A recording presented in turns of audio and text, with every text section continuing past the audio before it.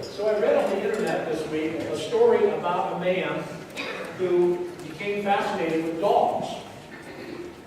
And he was fairly young at the point that he became fascinated. And if young people want to go to junior church or whatever you call it, please feel free to do so. So this gentleman took up an interest in dogs, and he began to read about them and study about them, and he went all over places taking pictures of dogs. He became quite an expert on dogs, and then he began to write his own books on dogs. Eventually he was asked to speak at different places as an authority on dogs. If there was ever a man in America who loved dogs, this gentleman was that man. He lived in an older home, and the front sidewalk of the home was kind of crumpled and broken up, and he decided he would take some of the royalty money from his book and replace the sidewalk in front of his house. He took a great deal of time to get the form all ready, and the cement truck came and filled it all in, and he got down on his hands and knees and he smoothed everything out. And the truck left, and he got up and he was cleaning up, he was just gathering up his tools, and a dog ran across his front yard and across the fresh cement. And he smiled, and he got back down on his knees, and he smoothed out the dog tracks, and he got up and he went to the back of the house where the shed was, and he put his tools away, and he was washing up at the hose, and he heard a dog bark. And he ran back across out the front of the house, and it had gone down the walk and not across it. He was not terribly happy.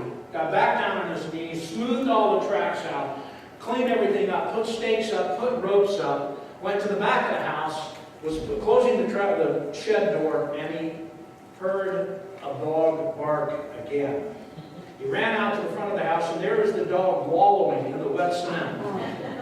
He goes inside to the gun cabinet, he gets his deer rifle out, he takes it out, and he shoots the dog, and he drags the carcass out of the wet cement, and he smooths it all over, and his neighbors came running.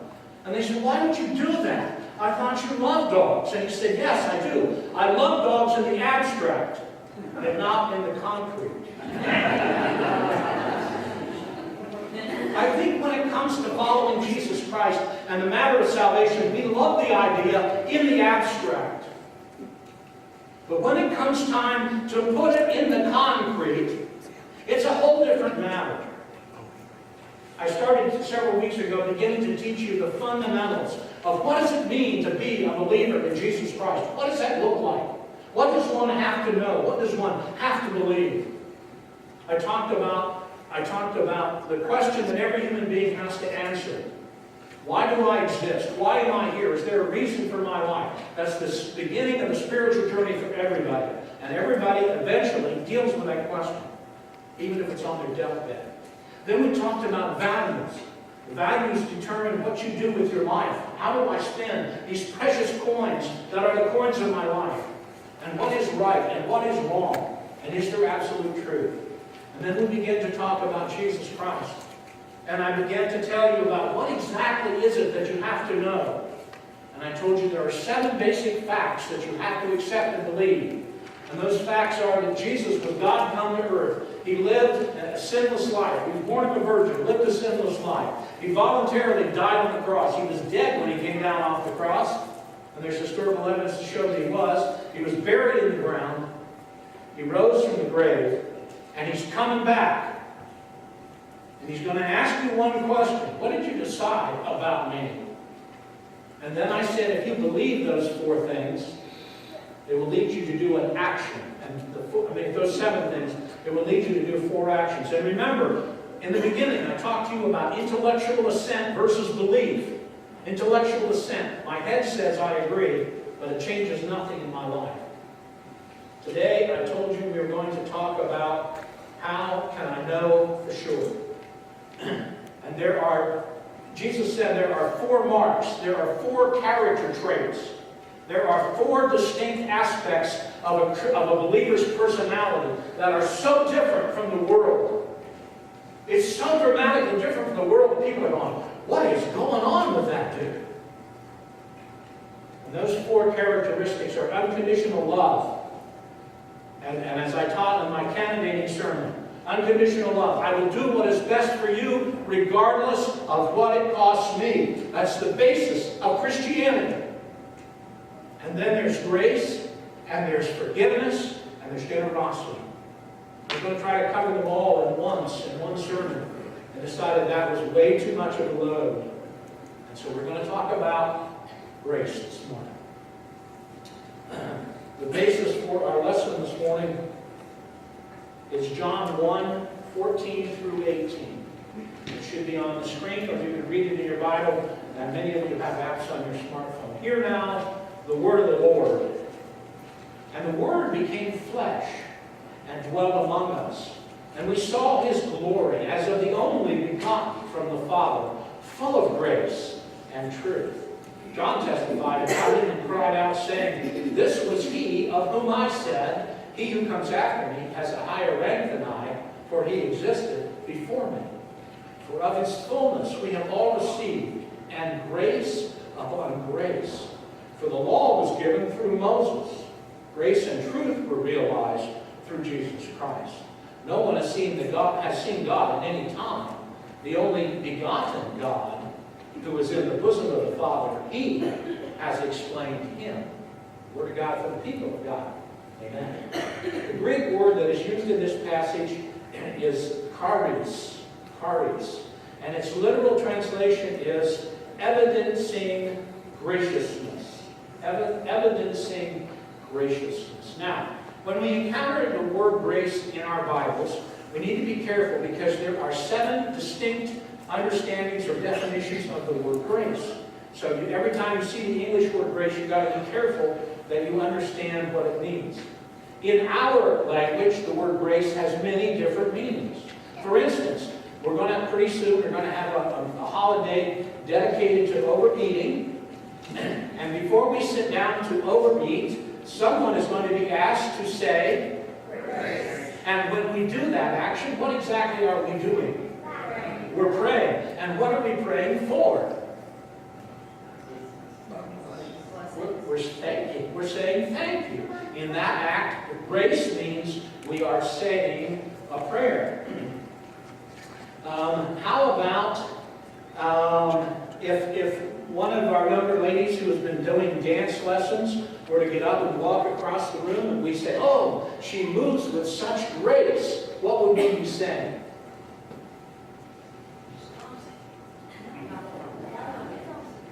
Yeah, there's a smoothness, there's a flow to her movements, as if someone has worked out or done athletics or dance training. It's very obvious when you watch a dancer move. All right?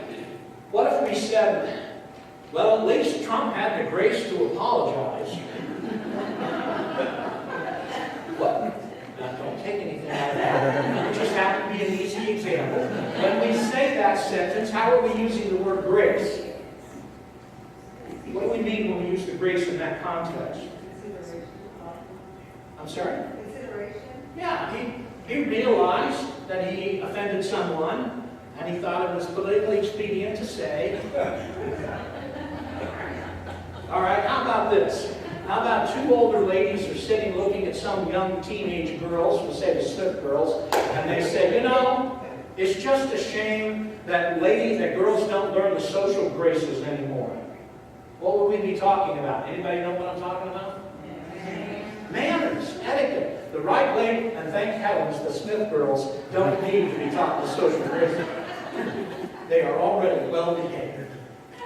But even in our English language, the word grace has many different meanings. How about this? 2 well-dressed Wall Street executives are standing on the corner of New York City, and some bum walks by who's got 4 days' growth of beard and he stinks, or 4 weeks' growth, sorry. And the one well-dressed gentleman says to him, well, there, but the grace of God goes me. What's he saying?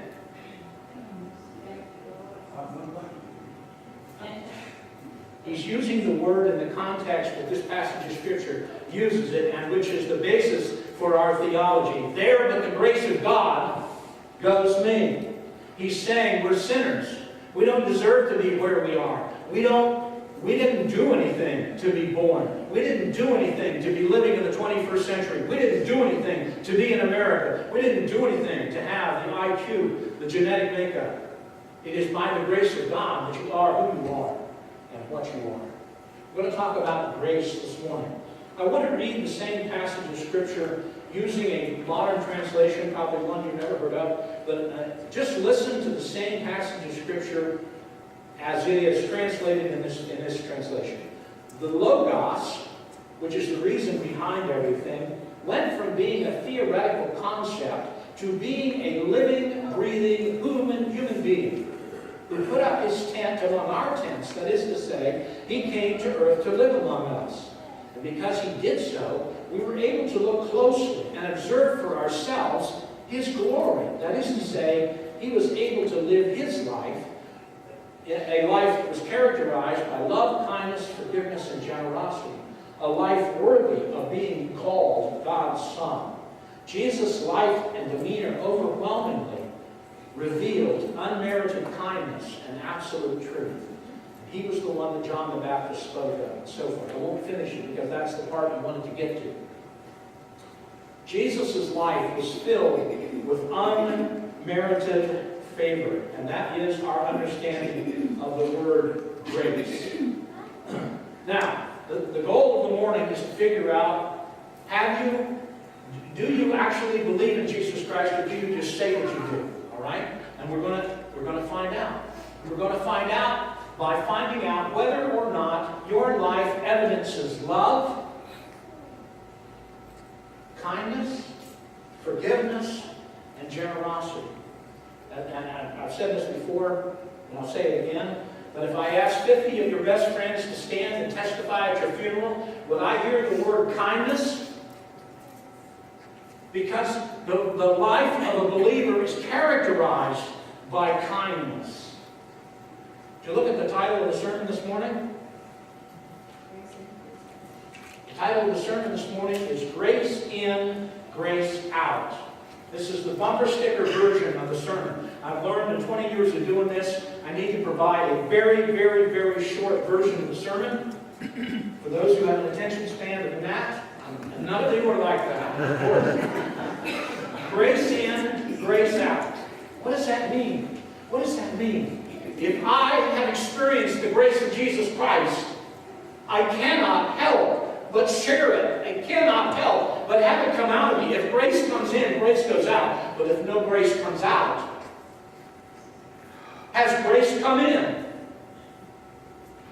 Pam and I are veterans of Interstate 70. Trust me. Having lived in Kansas and having children in Ohio and a mother-in-law in West Virginia and a son in Virginia, I am an Interstate 70 veteran. And almost every single time we travel that road, we see the following situation, particularly when we go through cities.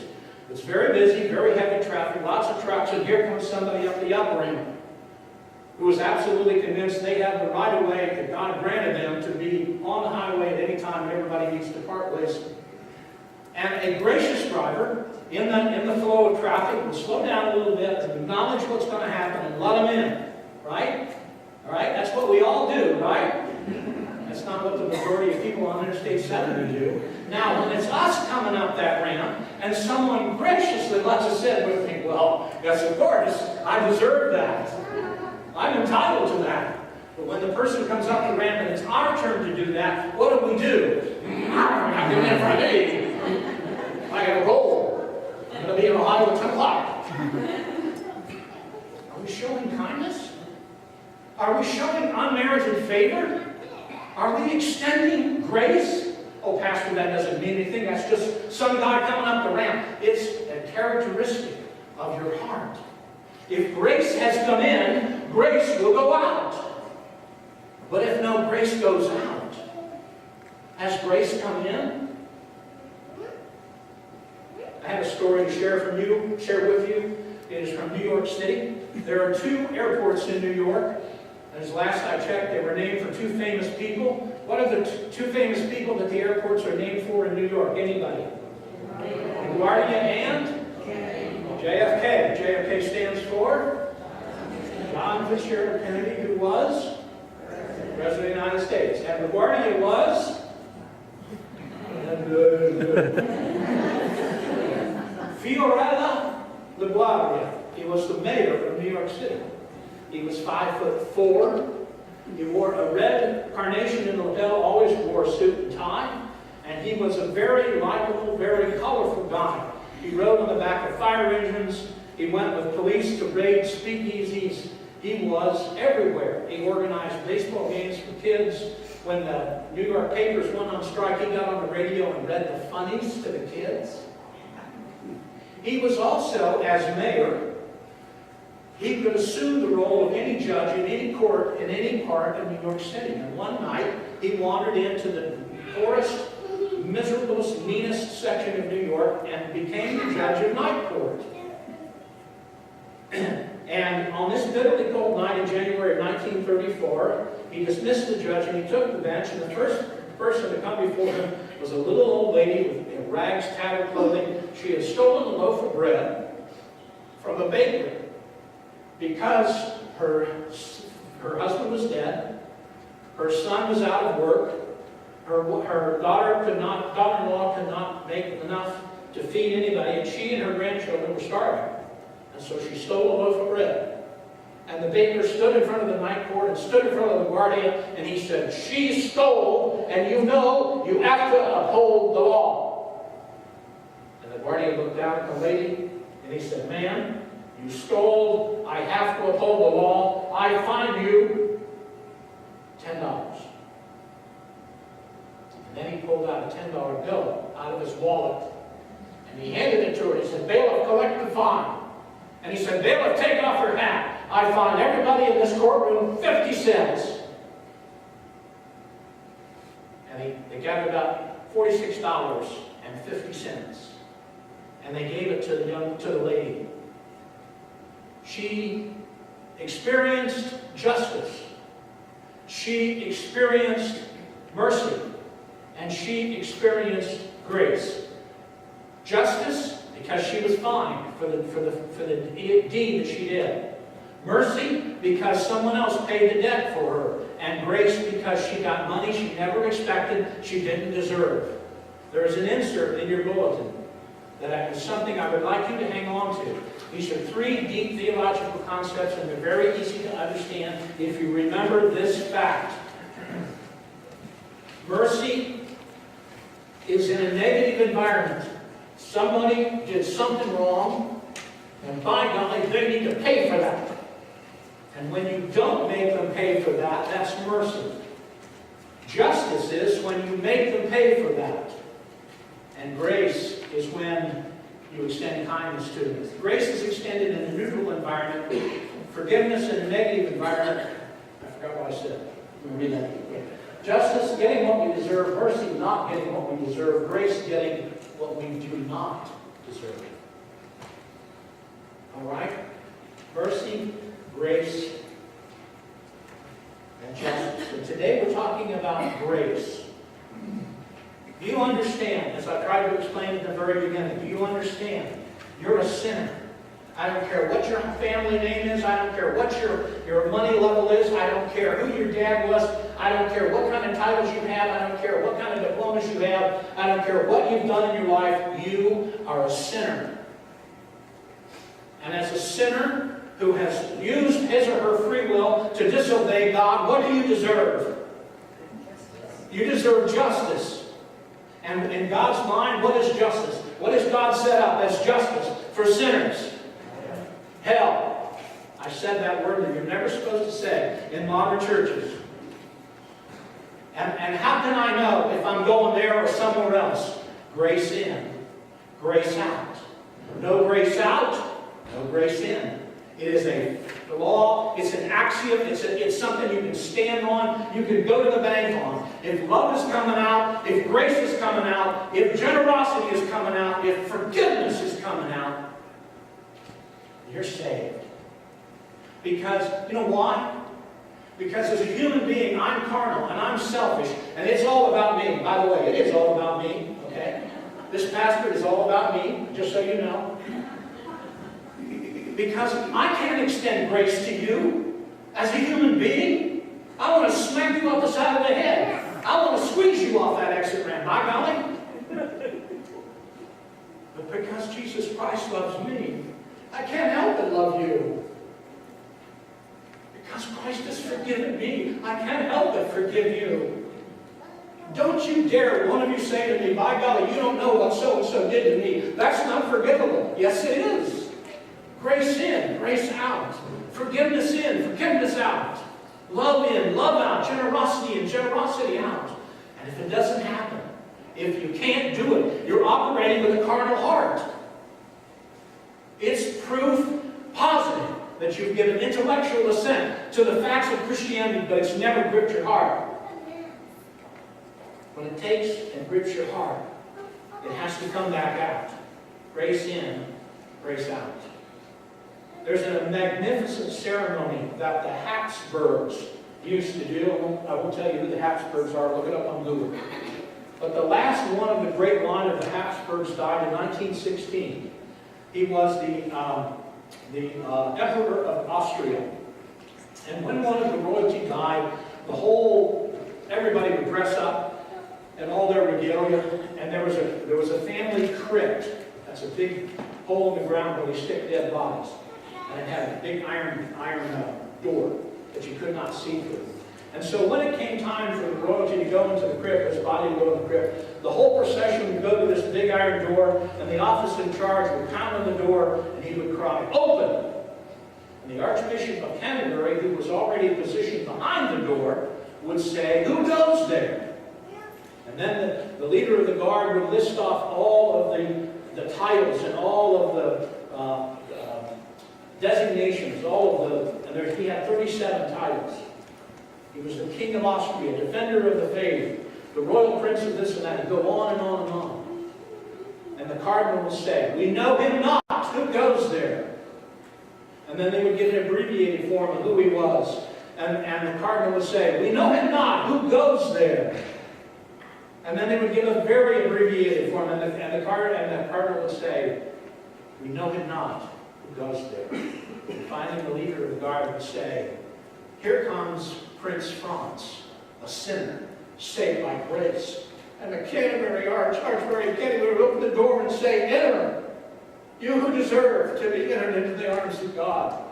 It isn't your title. It isn't what you do. It's what you believe. And what you believe will rip your heart out of your chest and will pour out of you into humanity. But if you cannot love humanity, if you cannot extend grace to humanity, grace has never entered your heart.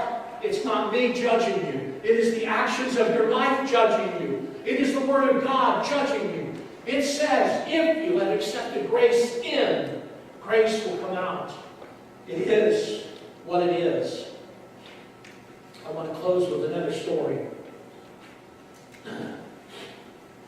This actually dates back to when I was in college, which was in 1849. This took place at Marietta College. The professor's name was, just left his quick, anyway, it doesn't matter. And he would give he gave a religion test. That he taught theology. It was one of the hardest courses on campus. And he taught theology. And he's all semester long, he would say, now the final exam is going to be everything in this book. No matter whether I teach it out loud or not, everything in this book is going to be on the final exam. He would say that over and over and over. Come the day of the final exam. Some of those people were up all night, just cramming like crazy, reading that book, trying every way they know how, because the final exam was 65% of your grade. And he would get in, and the paper would be thick paper.